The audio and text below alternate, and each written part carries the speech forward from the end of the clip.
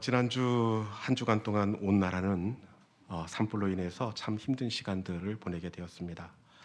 의성, 안동, 산청 그리고 불이 번져서 지리산까지 옮겨오면서 참 힘들고 걱정되는 한 주간을 보냈습니다. 이 산불이 강풍과 만나면서 많은 장비가 동원되어도 불길이 잡히지 않았습니다. 200여 대의 헬기가 동원되고 수천 명의 인력이 동원되었음에도 불구하고 이 주불을 잡기가 만만치 않았습니다. 그러다가 지난 목요일 늦은 오후에 아주 작은 양의 비가 내리게 되었습니다. 5mm 미만의 아주 작은 양이었는데 이 적은 비가 내렸음에도 불구하고 꺾일 것 같지 않았던 산불의 기세가 사그라들게 되었습니다. 여러분, 우리 인생에 나도 어쩌지 못하는 그 큰 불을 우리가 어떻게 감당할 수 있느냐? 그것은 우리 하나님의 은혜의 단비가 아주 적은 양이지만 그 은혜의 단비가 우리 가운데 내려질 때에 우리 가정에, 우리 자녀들 가운데, 내 질병 가운데 일렁이는 그 큰 불도 잡히게 될 줄로 믿습니다. 예배 시간은 어떤 시간이냐? 예배 시간은 말씀의 단비가 내리는 자리입니다. 성령의 단비가 내리는 시간이 바로 예배의 자리입니다.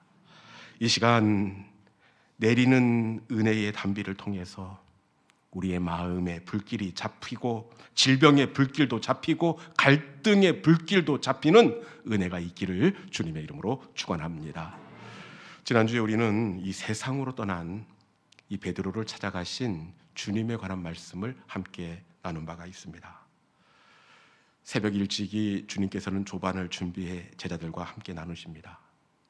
그리고 조반 후에 베드로만 주님께서 따로 부르셔서 요한의 아들 시몬아, 내가 나를 사랑하느냐?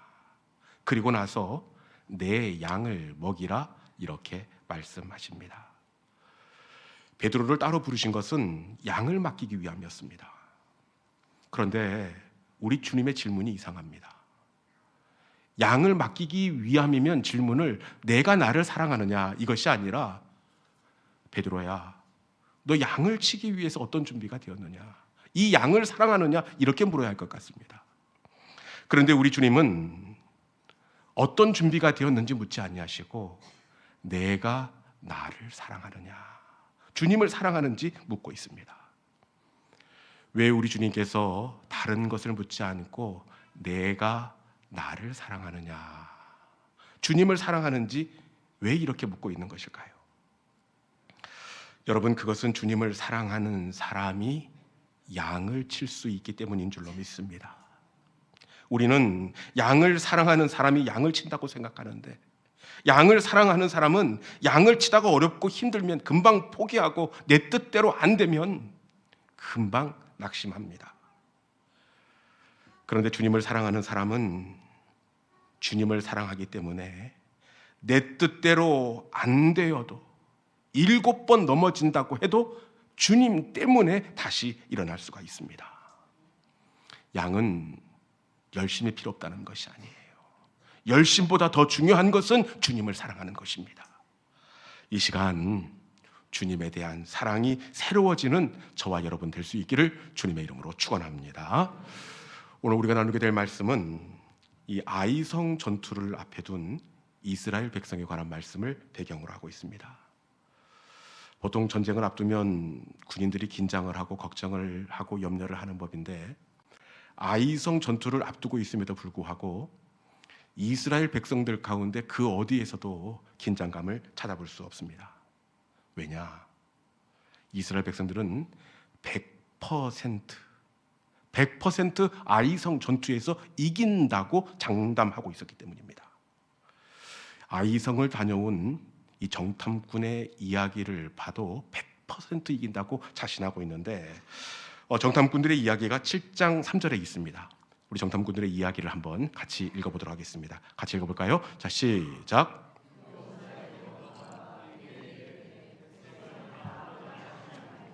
이 3천 명만 올라가서 아이를 치게 하소서.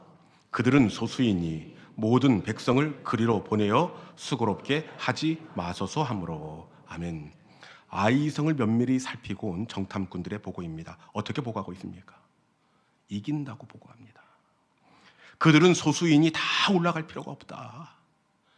60만 명 군사 중에 3,000명, 2,000명만 올려보내도 넉넉하게 이길 것입니다. 당연히 이긴다고 생각했기 때문에 그 어디에도 긴장감이 보이지 않습니다. 이렇게 자신만만해도 되는 이유가 그 직전에 여리고성 전투를 이스라엘 백성들이 이겼습니다. 아이성보다 10배는 더 힘든 성, 10배는 더 큰 전투가 바로 여리고성 전투였습니다. 10배가 큰 여리고성을 이겼으니 이 아이성은 우습습니다. 그리고 10배나 큰 여리고성을 이기고 아주 작은 아이성을 만났기 때문에 군인들의 사기가 하늘을 찌르고 있습니다. 금방이라도 붙여만 주면 아이성을 단숨에 저들이 점령할 것만 같습니다. 그런데 결과적으로 이 아이성 전투의 결과가 어떻게 나느냐, 우리 7장 4절에 있는 말씀 한번 읽어봅시다. 자신만만했던 아이성 전투가 어떻게 결론이 나는지 7장 4절입니다. 자, 시작. 백성 중 3,000명쯤 그대로 올라갔다가 아이 사람 앞에서 도망하니. 아멘. 전쟁의 결과입니다.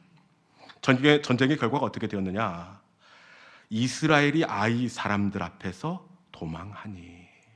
참패입니다. 당연히 이긴다고 생각했던 이스라엘 백성들은 화살 한 방 쏘아보지 못하고 아이성 사람들 앞에서 쫓겨오고 말았습니다.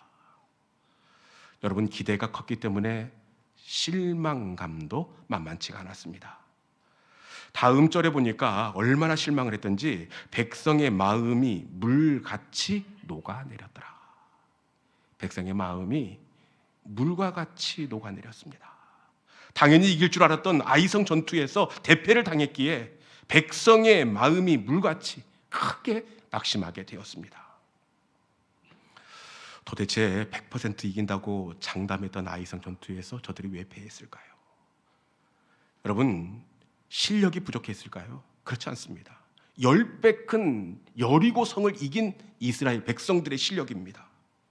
그리고 준비가 부족했냐? 그렇지 않습니다.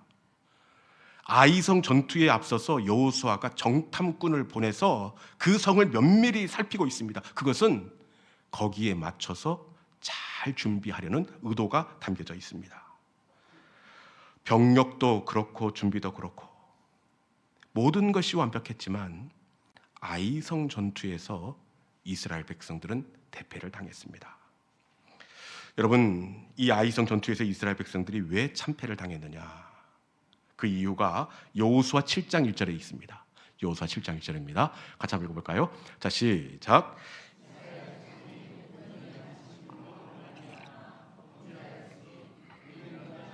세라의 중손 삽디의 손자 갈미의 아들 아간이 온전히 바친 물건을 가졌습니다. 여호와께서 이스라엘 자손들에게 진노하시니라. 아멘. 저들이 참패를 당한 이유를 찾으셨습니까? 저들이 참패를 당한 것은 단 한 사람 때문이었습니다. 아간이 하나님의 것을 감추니라. 아간 한 사람 때문입니다. 하나님은 이 여리고성 전투를 하면서 여리고성의 승리로 쟁취한 모든 전리품을 하나님께 불로 태워 온전히 드리라, 그렇게 말씀합니다. 왜냐? 그것은 여리고성 전투는 이스라엘 백성들이 이긴 것이 아니라 온전히 하나님께서 싸우시고 하나님께서 이루신 승리입니다. 그렇게 모든 전리품을 하나님께 돌리고 하나님의 주권을 인정하라는 의미에서 모든 전리품을 하나님께 불태워드리라, 이렇게 말씀하셨습니다. 그런데 단 한 사람 아간이 하나님의 것을 감추었습니다. 이로 인해 이스라엘 공동체는 큰 슬픔과 패배를 경험하게 되었습니다. 이걸 통해서 우리는 무엇을 알 수 있느냐? 여러분, 한 사람의 영향력이 얼마나 큰지를 알 수가 있습니다. 한 사람 때문에 실패를 경험했고 한 사람 때문에 풍랑을 경험하기도 합니다. 여러분, 한 사람의 영향력이 참 중요한데 한 사람 때문에 실패를 경험하기도 하고 한 사람 때문에 풍랑을 만나기도 합니다. 이 다시스로 가던 요나가 탄 배가 풍랑을 만나게 됩니다. 우리는 갑자기 바람이 불어서 날씨가 변덕을 부려서 이 풍랑이 일었다 이렇게 생각할 수가 있습니다. 그런데 이 풍랑이 일어난 이유가 있습니다. 풍랑이 일어난 이유가 어디에 있는지 요나서 1장 12절에 있는 말씀 같이 한번 읽어보겠습니다. 요나서 1장 12절입니다. 자, 시작. 그가 대답하되 나를 들어 바다에 던지라. 그리하면 바다가 너희를 위하여 잔잔하리라. 너희가 이 큰 폭풍을 만난 것이 나 때문인 줄 내가 아노라 하니라. 아멘. 요나가 탄 배가 풍랑을 만난 이유가 어디에 있습니까? 나 때문인 줄 내가 아노라. 여러분, 이 배가 풍랑을 만난 것은 갑자기 기상이 나빠져서가 아닙니다. 나 때문인 줄 아노라. 하나님의 말씀을 거역하고 하나님의 얼굴을 피하기 위해 배에 오른 요나 때문이었습니다. 하나님은 요나를 돌이키기 위해 저들 가운데 큰 풍랑을 휘몰아치게 하셨던 겁니다. 요나는 공동체 가운데 풍랑을 몰고 오는 사람이었습니다. 요나는 배에 폭풍우를 몰고 오는 사람이었습니다. 여러분, 그런데 하나님의 사람은 풍랑을 몰고 오는 것이 아니라 평강을 몰고 오고 생명을 몰고 오는 사람이 진짜 좋은 하나님의 사람이 되는 줄로 믿습니다.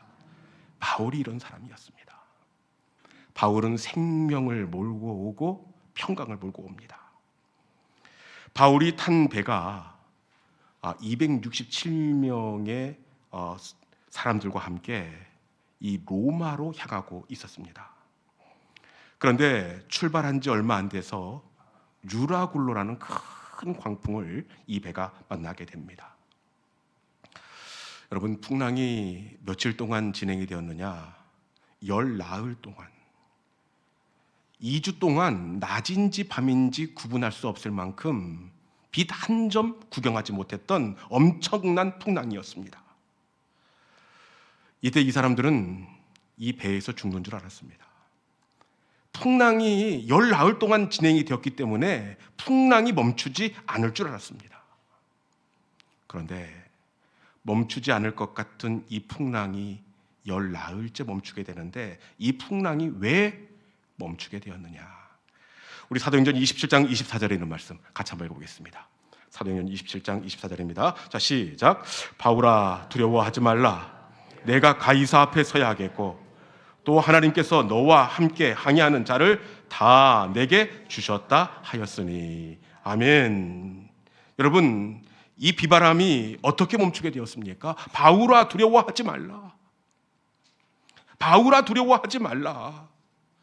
폭풍이 멈추게 된 것은 바로 바울 때문이었습니다. 여러분, 바울은 폭풍을 멈추게 하는 사람이었고 생명을 몰고 오는 사람이었고 소망을 몰고 오는 사람이 바로 바울이었습니다. 여러분, 하나님의 사람은 생명을 몰고 오고 소망을 몰고 오는 사람이 하나님의 사람이 되는 줄로 믿습니다. 소돔과 고모라에 이 불과 유황이 쏟아지게 되었습니다. 그런데 이 소돔과 고모라에서 단 한 가정만 구원을 얻게 되는데 그 가정이 바로 롯의 가정입니다. 롯의 가정이 어떻게 구원을 얻을 수 있느냐? 롯 때문이 아닙니다. 롯은 자격이 없는 사람입니다. 그럼에도 불구하고 롯이 소돔과 고모라에서 구원을 받을 수 있는 것은 여러분, 그 롯의 삼촌인 아브라함 때문이었습니다. 소돔과 고모라를 엎으시는 중에 하나님께서는 아브라함을 생각하사 롯을 내보내셨다, 이렇게 말씀하고 있습니다. 아브라함을 생각했기 때문에, 아브라함 때문에 롯은 그 위험에서 구원을 얻을 수가 있었습니다. 여러분, 저와 여러분이 누군가가 어려움을 당하는 그때에 하나님께 생각나는 믿음의 사람이 될 수 있기를 주님의 이름으로 축원합니다. 그 사람의 질병 가운데에서 나를 생각하사 우리 하나님께서 긍휼을 베풀어 주시고, 나를 생각하사 기가 막힌 웅덩이에서 건져주시는 하나님이 생각나는 그 사람이 저와 여러분 될 수 있기를 주님의 이름으로 축원합니다. 그러면 어떻게 해야 우리가 누군가에게 이 축복의 통로가 될 수가 있느냐? 어떻게 해야 되느냐?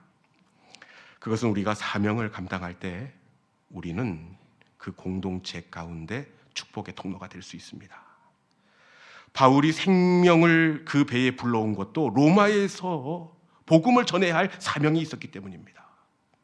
아울러 요셉이 애굽 땅의 국류를 불러온 것도 이 요셉에게 사명이 있었기 때문입니다. 우리 창세기 39장 5절에 있는 말씀 같이 한번 읽어봅시다. 창세기 39장 5절입니다. 자, 시작. 그가 요셉에게 자기의 집과 그의 모든 소유물을 주관하게 한 때부터 여호와께서 요셉을 위하여 그 애굽 사람의 집에 복을 내리심으로 여호와의 복이 그의 집과 밭에 있는 모든 소유에 미친지라. 아멘. 애굽 땅에 있었던 7년 흉년의 때입니다. 이 7년 흉년의 때를 어떻게 뛰어넘을 수 있었느냐? 말씀해 보니까 요셉을 위하여 그 애굽 사람의 집에 복을 내리심으로 요셉 때문이라 이렇게 밝히고 있습니다. 여러분, 요셉이 하나님이 주신 꿈과 비전을 붙잡고 사명을 이루기 위해 몸부림치고 애쓸 때 하나님은 요셉을 위하여 그 땅 가운데 7년 흉년을 뛰어넘게 하시는 7년 풍년의 은혜를 그 가운데 불어넣어 주신 줄로 믿습니다. 여러분, 하나님이 주신 꿈과 비전을 붙잡고 사명을 감당하면 우리 역시 선한 영향력을, 하나님의 은혜를 불러오는 축복의 통로로 사명을 감당하게 될 줄로 믿습니다. 그리고 어떻게 해야 우리가 축복의 통로가 될 수 있느냐? 그것은 우리가 믿음으로 살기 위해 몸부림칠 때입니다. 하나님은 그 공동체를 보시면서 하나님의 이런저런 마음이 있으신데 그때마다 하나님은 믿음으로 살기 위해 몸부림치는 사람을 찾으십니다. 그런데 그곳에 한 사람이 없을 때, 하나님의 뜻대로 살기 위해 몸부림치는 예배의 사람, 그 단 한 사람이 없을 때 하나님께서는 그 문을 닫아버리십니다. 예레미야 5장 1절에 있는 말씀 같이 한번 읽어봅시다. 예레미야 5장 1절입니다. 자, 시작. 너희는 예루살렘 거리로 빨리 다니며 그 넓은 거리에서 찾아보고 알라. 너희가 만일 정의를 행하며 진리를 구하는 자를 한 사람이라도 찾으면 내가 이 성읍을 용서하리라. 아멘.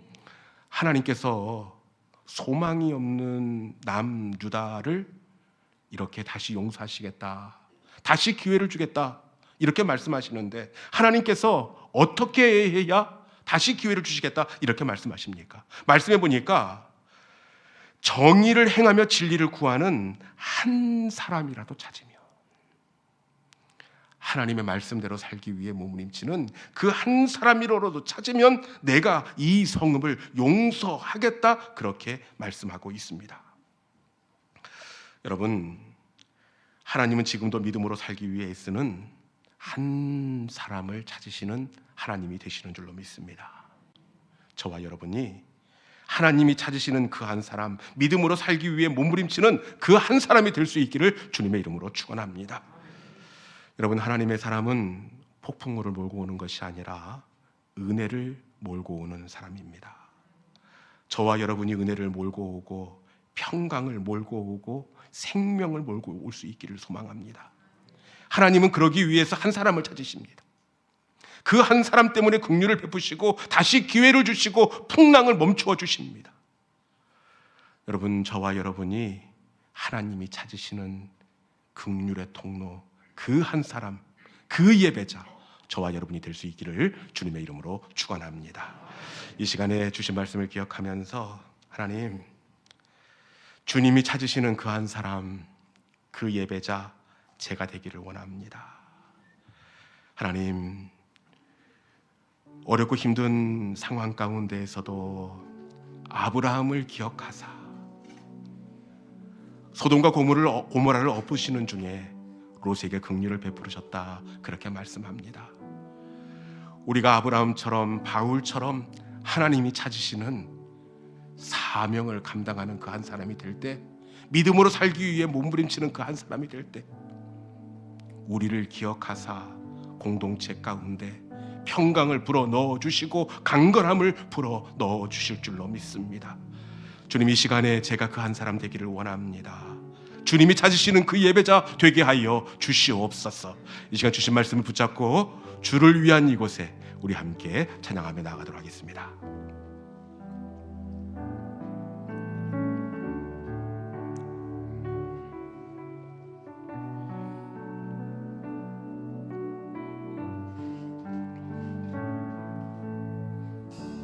주를 위한 이곳에, 주를 위한 이곳에 예배하는 자들 중에 그가 찾는 일이 없어 주님께서 슬퍼하시네. 주님이 찾으시는 그 한 사람, 그 예배자, 내가 그 사람 되기 간절히 주께 예배하네. 주내로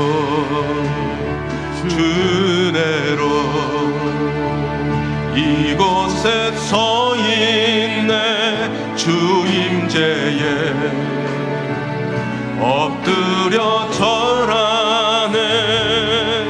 그 어느 것도 난 필요 없네. 주님만 경배해. 주내로 이곳에 서 있네. 주 임재에 엎드려 절하네.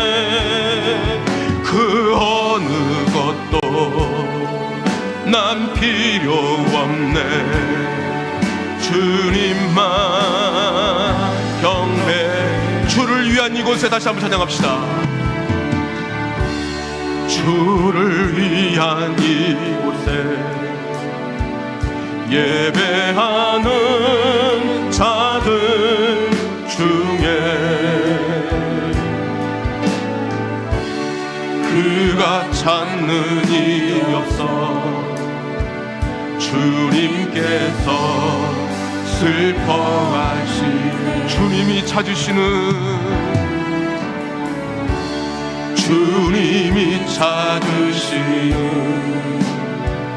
그 한 사람, 그 예배자, 내가 그 사람 되기 간절히 주께 예배하네. 주내로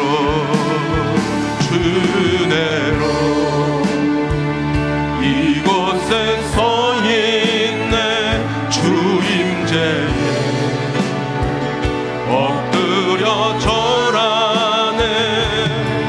그 어느 것도 난 필요 없네. 주님만 경배해. 주내로 이곳에 서 있네. 주 임재에 엎드려 절하네.